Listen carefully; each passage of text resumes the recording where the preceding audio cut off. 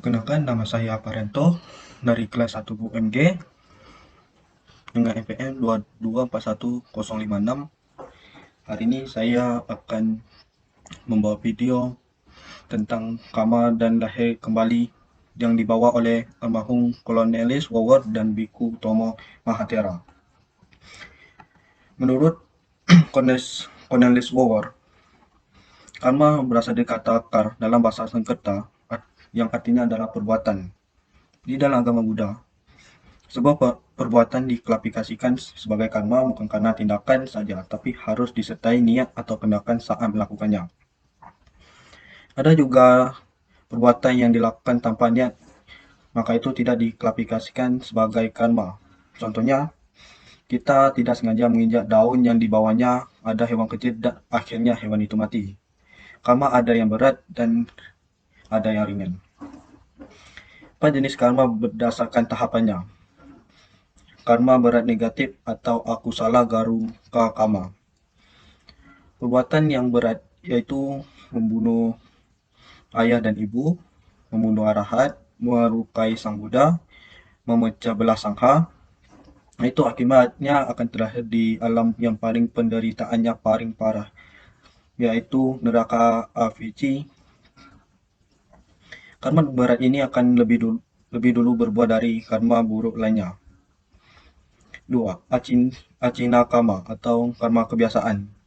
Jika seorang tidak melakukan karma buruk berat, maka jenis karma keduanya yang akan berperan yaitu karma kebiasaan ini. Acina karma adalah karma yang sering kita lakukan sebagai kebiasaan kita. Contohnya suka berkata kasar, memancing, mencuri, berjudi, dan lain-lainnya. Ketiga, asana karma atau karma yang dilakukan menjelang kematian. Jenis karma yang tadi acina karma tidak dilakukan, maka jenis karma ketiga ini yang akan berperan. Asana karma pada umumnya tergantung dari karma pikiran kita. Apabila kita memikirkan dengan baik menjelang kematian, maka akan terlahir di alam yang berbahagia. Sebaliknya, apabila kita memikirkan hal buruk pada saat menjelang kematian, maka akan menciptakan karma buruk dan akan terlahir di alam yang menderita. 4. Katata karma atau karma yang tidak terlalu berat yang dirasakan akibatnya. Apabila karma sebelumnya tidak lakukan juga, maka karma yang keempat inilah yang akan berperan. Karma yang dilakukan sekilas atau katana karma.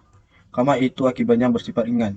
Contohnya pada saat seorang pernah melihat dan menyingkirkan paku agar tidak ada orang lain yang terluka karenanya.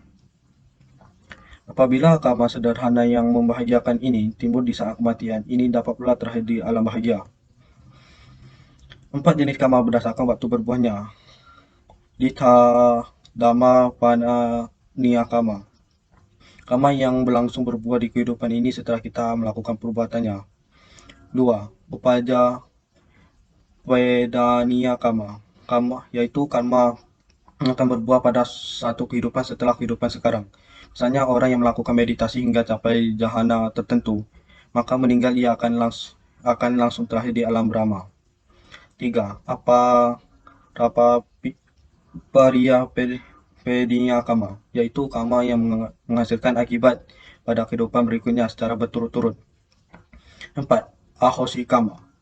Karma yang tidak sempat berbuah karena telah kehabisan waktu atau kehilangan kesempatan untuk berbuah berlaku bagi para arahat. Karma tidak memandang itu bangsa atau agama. Jika mempunyai sifat jelek, maka karma tetap jalan. Dengan kita belajar hukum karma, kita bisa menyadari apa yang perlu kita kerjakan karena masa depan kita dari hari ke hari itu semua tergantung karma yang kita. Karma artinya, menurut Biku Tomo Mahathira, karma artinya niat. Dan karena tidak selalu jelek. Ketika melakukan sesuatu dengan niat tertentu, itu baru disebut karma. Karma perbuatan dilakukan dengan niat tertentu dan disebut karma, maka nanti ditimbullah buah karma. Ada dua macam karma, perbuatan baik dan perbuatan jahat. Contoh perbuatan baik, toko menjadi ramai pembeli, mendapat pasangan yang cocok dan baik, mendapat rezeki. Karena perbuatan jahat melalui pikiran, contoh kita mengubah orang lain di dalam pikiran kita. Kita bisa mengubah karma kita, perbuatan kita, dengan lakukan dengan cara badan, ucap, dan pikiran itu bisa mengubah jalan hidup kita. Maka dari itu kita harus berhati-hati. Jangan melakukan kejahatan sekalipun dengan pikiran. Kita harus mengembangkan pikiran kita saat dengan hal-hal yang baik dan hal-hal yang positif. 4 jenis karma berdasarkan fungsinya. Janaka karma, yaitu karma yang berfungsi menyebabkan timbulnya syarat untuk telah lahirnya kembali suatu makhluk. Contohnya, kelahiran di alam manusia dengan kondisi keluarga yang bercukupan dan bahagia, atau di alam binatang dengan ketebasan fisik.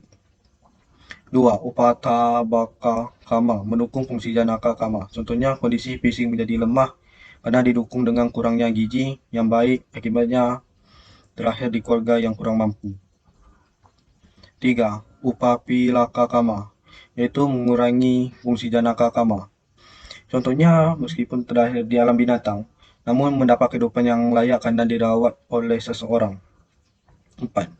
Upagata taka karma, yaitu menghancurkan fungsi janaka karma. Contohnya, seseorang yang telah lahir di keluarga yang mampu sebagai hasil dari karma baik, namun karena dia melakukan korupsi, akhirnya dia dari penjara dan kehilangan banyak harta dan kebahagiaan. Macam itulah yang didasarkan oleh Biku Utomo Mahathira, yaitu karma melahirkan, mendukung, mengurangi, dan yang memotong. Karena karma sangat besar pengaruh dalam jalan hidup kita. Karena itulah kita berbuat kebajikan sebanyak-banyaknya dengan pikiran, ucapan, dan perbuatan baik, sehingga akhirnya kebahagiaan menjadi milik kita. Sekian, terima kasih.